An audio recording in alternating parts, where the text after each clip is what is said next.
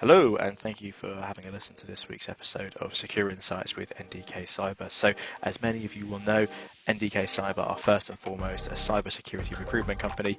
We provide talent on a global basis from everything from your leadership roles right through to your more entry-level positions, to organizations from end users to services to vendors and all the weird and wonderful things in between. Secure Insights was set up as a way to really shine light on certain areas of cybersecurity in the industry as a whole, to tackle hot subjects in the industry, and to really give people a platform and an ability to share their voice and their stories to tell from their experiences. So this week I'm really glad to be joined by Craig Buesing, who is the CISO at Gates Corporation. You'll learn through the podcast that Gates Corporation focus heavily on the sort of manufacturing and the OT security space. So we naturally dive through how OT is seen from a CISO's perspective and the sort of the state of cybersecurity around that at the moment, how the OT group can really embody having champions in their divisions, how you can have a strong relationship from the board right through to the plant floor, skill gaps in OT in many other areas as well. So very excited to share this one with you. Open to feedback always, rate, review, all that good stuff is always really helpful, and above all else, hope you really enjoy. Well, Craig, thank you for joining me, and welcome to the podcast. No, thanks for having me, James. Not at all, not at all. I know you're a busy guy. So just before we get into what we wanted to talk about today, are you okay to give the listeners some context as to who you are, your background, and a bit about what you do? Absolutely. So my name is Craig Buesing. I'm the CISO at Gates Corporation. I do manufacturing for belts and hoses, industrial equipment, down to DVD players and PlayStations. So a wide range of products that the company makes. It's a worldwide organization. We have about 120 facilities in 34 different countries. So definitely a fun challenge dealing with lots of different people and cultures, and makes every day just interesting and a new adventure. I've been in cybersecurity for a little over a decade. Had kind of a windy road getting into this. I started out in the military as an aircraft mechanic, and then I retrained to be a paralegal. So I wanted to get out of the rain for a little bit. Did that for several years and started shadowing the IT guy at our law firm, and realized I had a decent aptitude for that. So I took over the network at the law firm, and then a friend of mine got me into security, and it's all downhill from there. The rest is history. I must Yeah. say, when I first looked into your background, when I saw paralegal / system administrator, I don't think I've ever seen paralegal / system administrator before. It's not a route you often see. It's a good way to get my foot in the door and get a start to the career. Yeah, I bet. Fair enough. And so you touched on your environment you operate in there, and like you say, I guess it's interesting and every day brings a new challenge, and it's a far cry from a standard, what you would call corporate enterprise network to defend. Yeah, absolutely. And I guess one of the things I can throw in for my background is, prior to coming to Gates, I worked for the state of Colorado and the Colorado Department of State for 10 years, and that was election security. So dealing with that was a very focused area of responsibility because we dealt with Colorado and Colorado only, business filings, the elections process. But I did get to work with all of the different counties. So it gave me a lot of great experience to different organizations, different setups, and other entities within the state of Colorado. So doing that shift from state government to worldwide organization was definitely a culture shock. But it continues to give me that excitement that I had of working with all the different counties, with working at the different facilities and with the different groups that we have within Gates and the broader employee base. I guess it's a good point actually. Now you raise it with the election stuff, because it's not just the technology or the operational technology behind it, but it's the bodies and the governments and everything else involved that you've got to bring together. Absolutely. So it's crikey. There's layers. There's layers to it. Absolutely. Understood. So if we take operational technology security then, from a CISO's perspective, someone in this space, where are we at right now? What's the state of OT security, generally speaking? Unfortunately, it's a little bit behind where we are with a lot of the IT security, mainly because OT was always that back office environment. It was the core infrastructure of the system, but it's not internet facing. So it was never really a concern because it's harder to touch those environments when you have a decent perimeter set up. But as we all know in security nowadays, the perimeter is dead, and we have to worry about a lot more of our internal segmentation and breaking off the different components. So with that change in IT environment and incorporating more of the IT into the OT environment for functionality, it's opened up exposure to those environments that used to be protected. So now it's behind the power curve because they haven't been an area of focus in the past. And now they've been opened up and become a target for attackers. And we're trying to play catch up and get them up to the same level that we have other IT environments. Indeed, indeed, and it's something we sadly hear about a lot. I mean, it seems though in the last, I'd say, 2 years or so. I mean, you might have a different perspective on this as being someone who's sort of firmly entrenched in this world, but it seems to be getting a bit more of attention. And I think the FBI director stood on the Hill a few weeks ago now and talked about the threat from China, that they're already in our systems, which rightly or wrongly created that sort of fear or urgency to get things done and get things action. Do you see that there's a bit more of a shine being shot, a light being shot on this space? Sorry. Absolutely. And every report that's coming out is now putting in OT security as Mm. an attack vector, and they all have different numbers, but they're showing a significant rise in OT attacks. And it's again because that exposure has been opened up. And with an OT environment, that's where your crown jewels are. And that's what we've always talked about in cybersecurity is where are your crown jewels? What do you need to protect?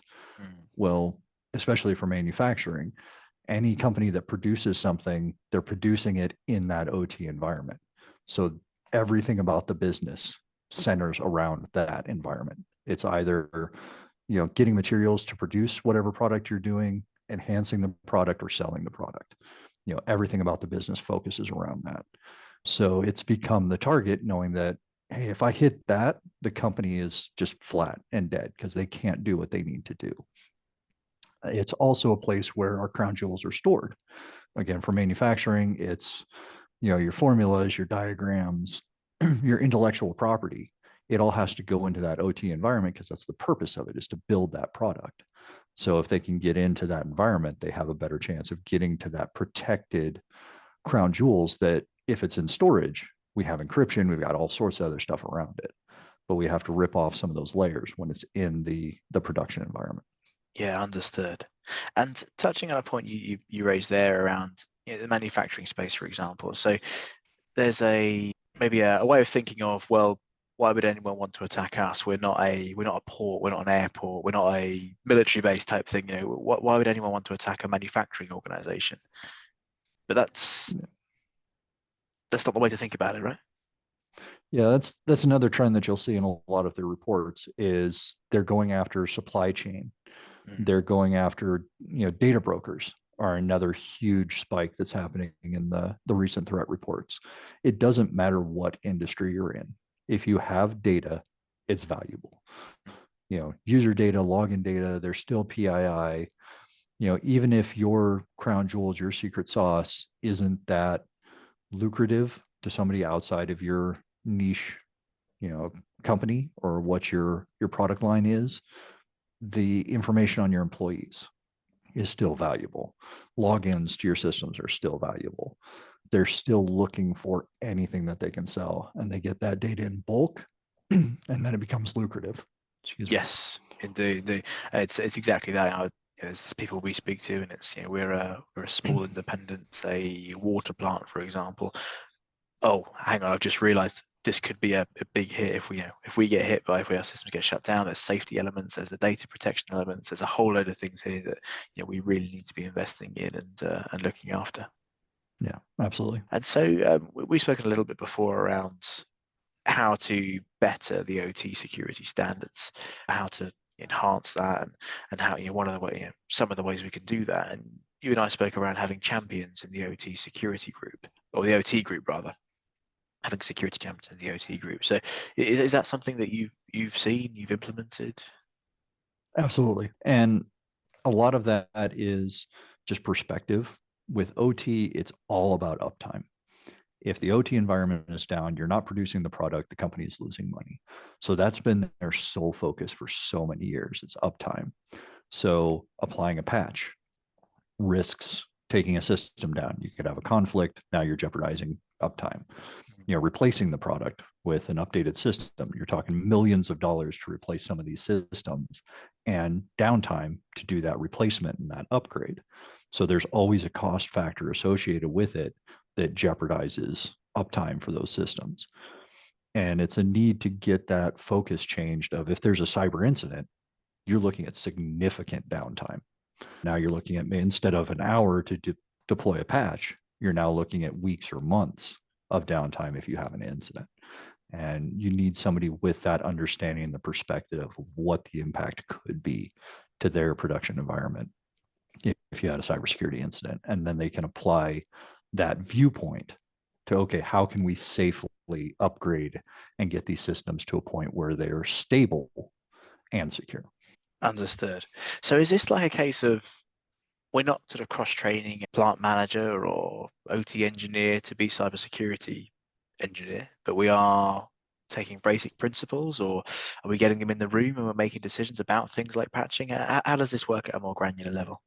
All of the above. We Okay. get some of the people that we provide additional training to and say, okay, this is more of what a cybersecurity engineer or an analyst would go through for their day-to-day training of what the threats are that are out there. But it's mainly all about changing that perspective. So you want to take an OT engineer. Plant manager is good too, because you need that top-down support, but you need that OT engineer that's in their day-to-day, that sees the stuff happening, that can apply that. Why are we doing it this way? Or we've done this way for 30 years.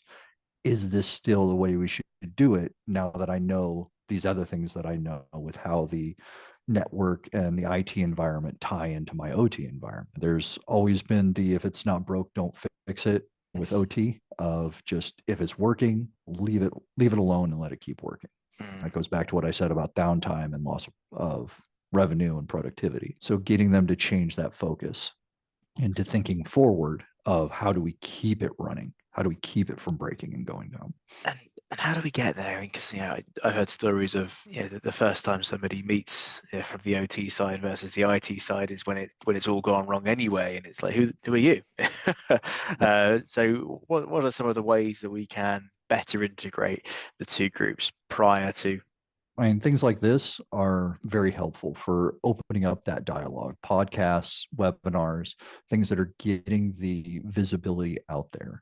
There's a lot of organizations in Colorado, especially with the security community, to share on the OT side and to get those different people together, so that, we didn't have an incident, so my team doesn't necessarily understand the significance of all of this, but Bob's company over here did.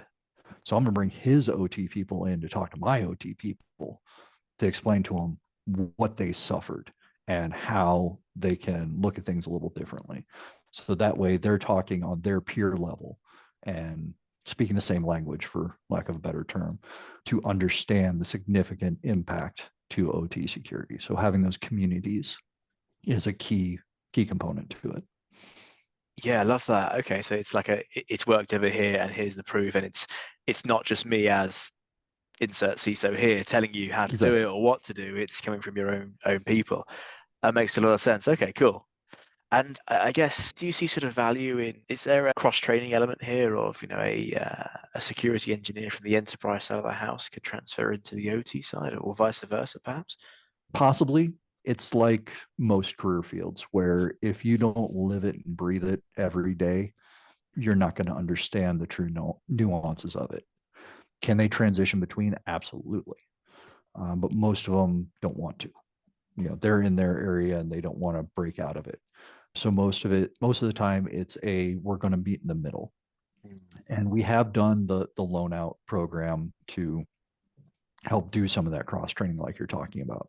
Hey, why don't you come shadow us for a couple days, or we'll come down to your plant and we'll sit down and I'll watch you work, so I understand what you do on a day-to-day basis with these industrial control systems. So when I'm implementing policy, or when the infrastructure guys are making network changes, we understand how it affects the ICS systems and that network. So then we can better segment off those systems to help protect them or advise those OT people when we do have those sit downs and meetings and we're having the discussion. I can better speak your language because I've shadowed you for a little bit and at least understand the high level of what you do day to day. Mm. And that really works. And I ask this because I've spoken to a couple of people who said, yeah, they come down from the sort of the big shiny corporate tower and they say they shadow, but does it make a difference? I'm not sure. Yeah, I think it does. Might have some of the people on the shop floor that are like, no, it really doesn't. But I do have other, again, the champions.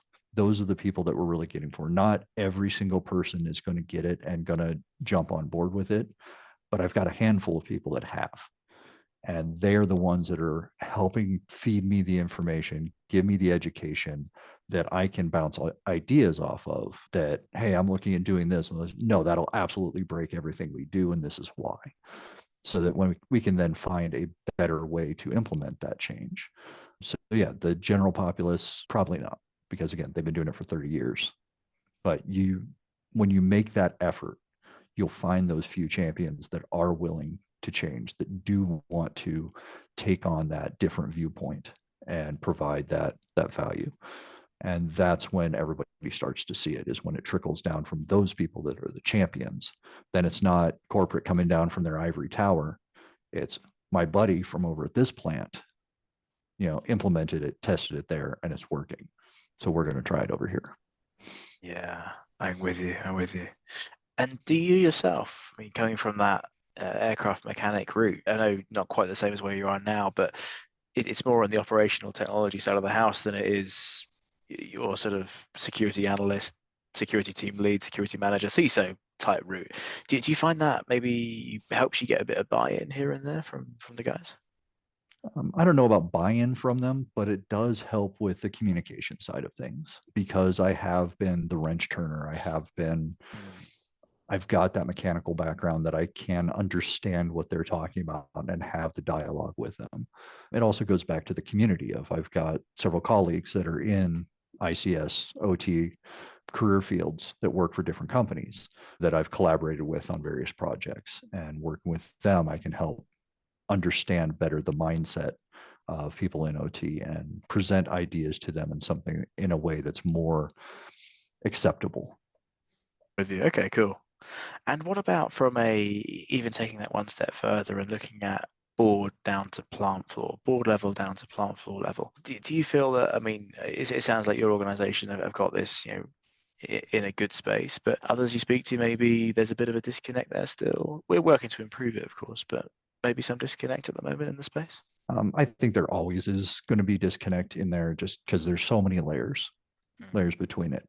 Ultimately, the board is looking to have a successful company.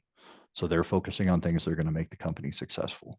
And as I mentioned before, everything in the company centers around that production environment where they're making your product. So the only way to be successful is to focus on that area and to do things that will support that. So I think most boards understand that, and they're going to look at things and go, okay, you need this to improve productivity.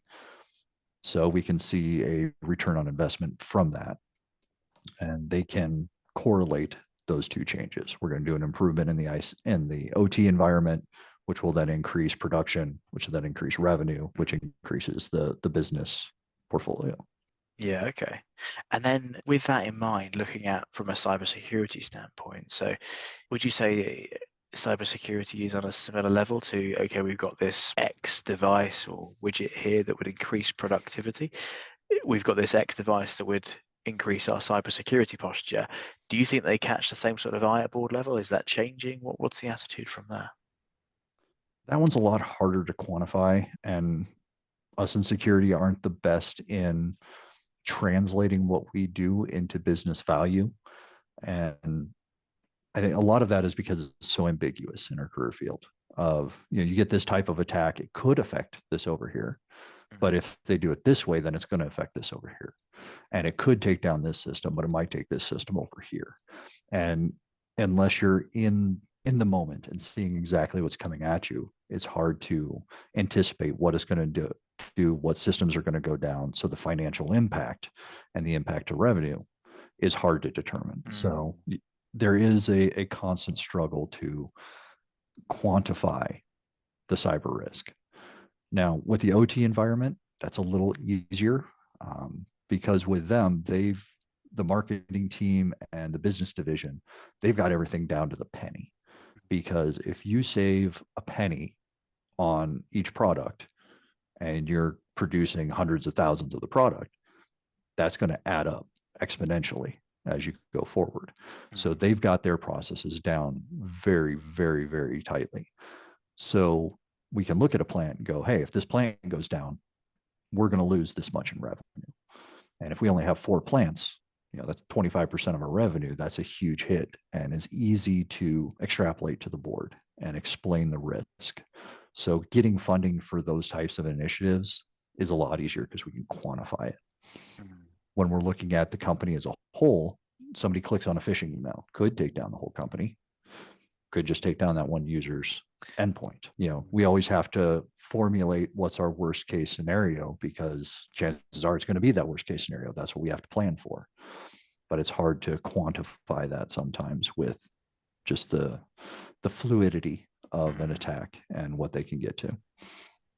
So what's like the go-to? Would you sort of go, whoever you're presenting this to, do you go in with worst case scenario, or do you pick a midpoint? What's the best way to do it? Absolutely. Go in with worst case and then show the risk reduction and the potential for loss with Mm. whatever your initiative is. Segmentation. It's going to take this much effort to segment off this plant. But if they have an issue, it's only this plant that's affected. It's not going to be our other facilities that are affected because we've implemented this control. So therefore, our loss goes from this global loss to a single plant loss, which is still bad, but Mm. much better than global. And doing those comparisons to try and do the cost analysis. Yeah, I'm with you. And what about with the end, like the new SEC rulings? Do you think that will impact the, I guess, ease of getting buy-in or ease of translating cybersecurity to board level? I think it will eventually help because it is something that will be part of the reporting that they will see and review. I haven't had any issues with our board, and it's been great. They are very supportive and understanding. So I don't see much changing in our arena, but in the landscape as a whole, absolutely. As we put out more regulations, the requirement to have a security representative on the board, maybe not a voting member of the board, but at least somebody that understands security that's part of it will definitely help with that understanding and getting the buy-in because as I said, it is a very ambiguous, fluid type of assessment that you can do. It's a lot harder than doing the straight manufacturing number crunching. So having somebody that can follow that fluidity will definitely help with board acceptance and granting of proposals. Yeah, with you. The fluidity piece I hadn't sort of considered too much before. And I guess it's like if you go in with worst case scenario all the time, but like, no, here's how we reduce that or anything, then it must just, I guess, begin to fall on deaf ears of, oh, Craig's the guy that's coming in here and he's going to tell us about how bad it all could be, but it hasn't happened yet. So we'll just keep going and we'll deal with it when it Exactly. happens. Yeah, must get a bit, And I don't know, we've gotten that stigma for years of, tinfoil hat wearing and, just always coming in with the worst case. We've got to shut things down. This is going to be horrible. And it's bridging that gap between keeping things running and mm, making things secure. And where do you find that delicate balance? yes, delicate being the, I guess, the opportune word there. And I think in fairness, the CISO role for me, speaking to a lot of people in the space, seems to have, in the last few years, dare I say it, become a little less attractive in terms of maybe the liability and Mm-hmm. risk versus reward nature on that as a whole. Yeah, when I started in security, there was no talk about the DNO being on the company's policy and having legal representation and things like that. Now it is a constant discussion of you must make sure that you are protected and And even going on podcasts like this of Mm. has to be vetted by legal and by marketing and making sure that you're staying within in bounds. Indeed, indeed. I just for the more established people in the space, it's a point of concern, I guess. But I do when you do see maybe these CISO roles advertised, and they're called CISO in title, but you can look at the salary banding and the duties and things, and I do sort of think, oh, that's going to be a relatively junior person going into that role, maybe as their first step into CISO world, which is great and obviously a good career step. But equally, the liability piece, will they be fully aware of that? I don't know. Are we sort of creating a worse environment there? It's a concern, I guess, to look at. Absolutely. I mean, the CISO role has always been, a liability thing. Back in the early 2000s, 2010, I think is when it really got started. It was basically just a position scapegoat, for lack of a better term. It was a requirement to, hey, you're responsible for security. Now you're responsible for security and you can get fired if there's an issue, which was the risk before. But now you're not only going to get fired, you're going to get sued Mm, and you're going to have to go through all this other stuff. So the risk has definitely stepped up significantly. yeah, it's a changing landscape, and hopefully it comes out for the better, and we all get on the same page of looking after each other. After all, we are all on the same team. As I think there's many CISOs out there that will deliberately put anybody in danger of anything. But yeah, the suing and the criminal thing is another layer to that, or layer or two rather. So hopefully that evens out with time. I don't know what the answer is from the recruitment side of the house. So I'm probably the least valid point to look at on this front. But yeah, hopefully we see light there soon.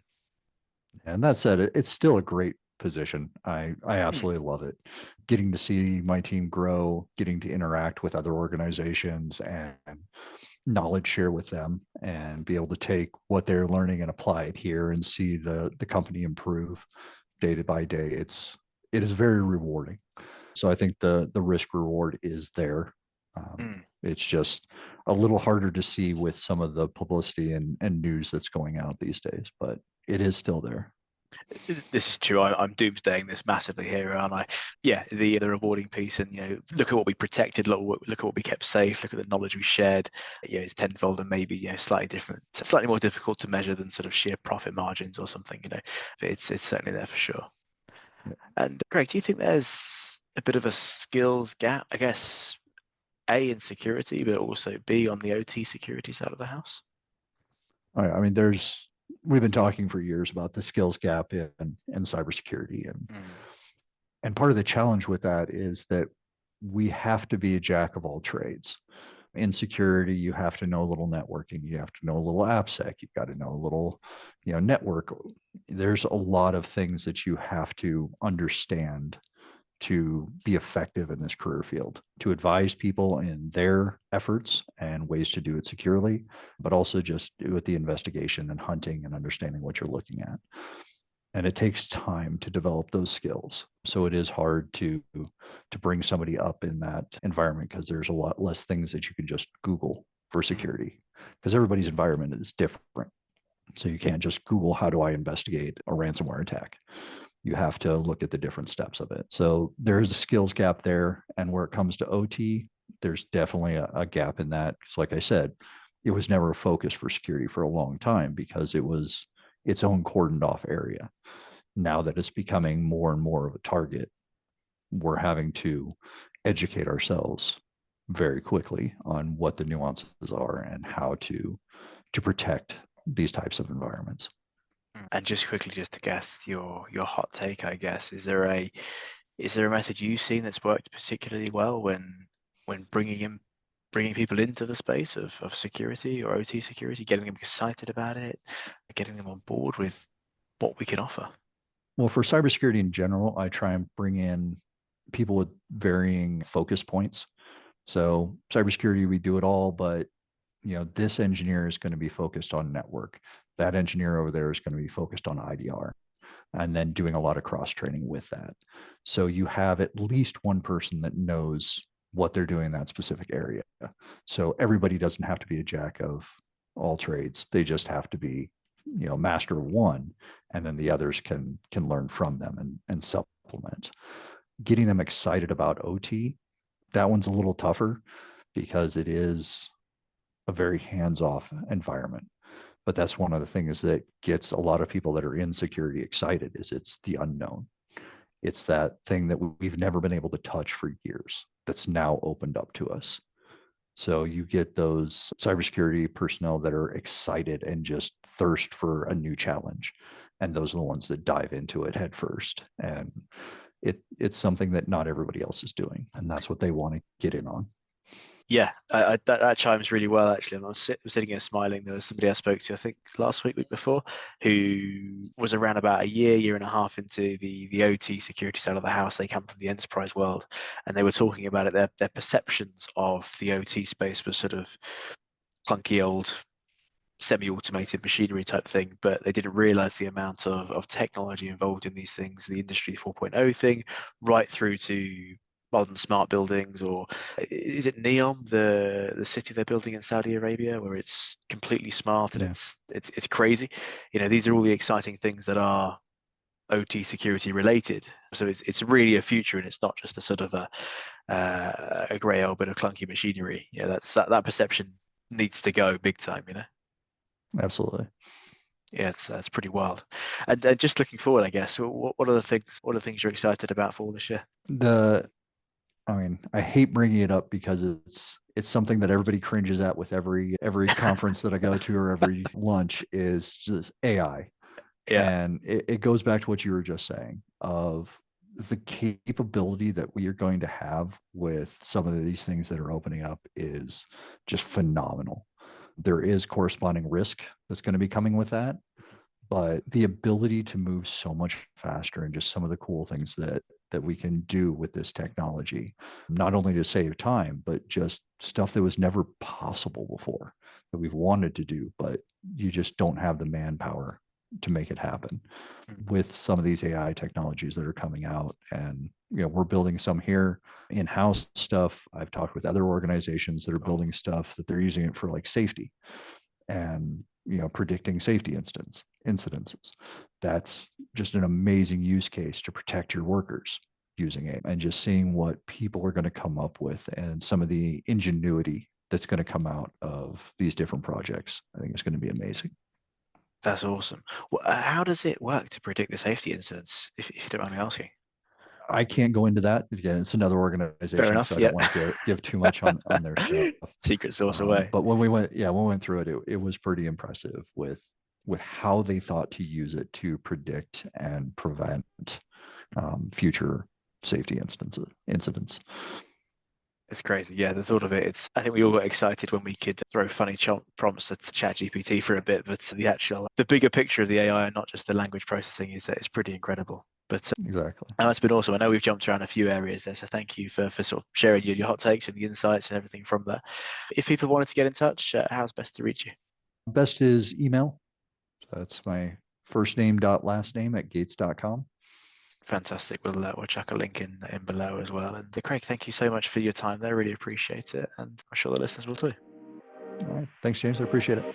Thanks, man. Take care. Bye now.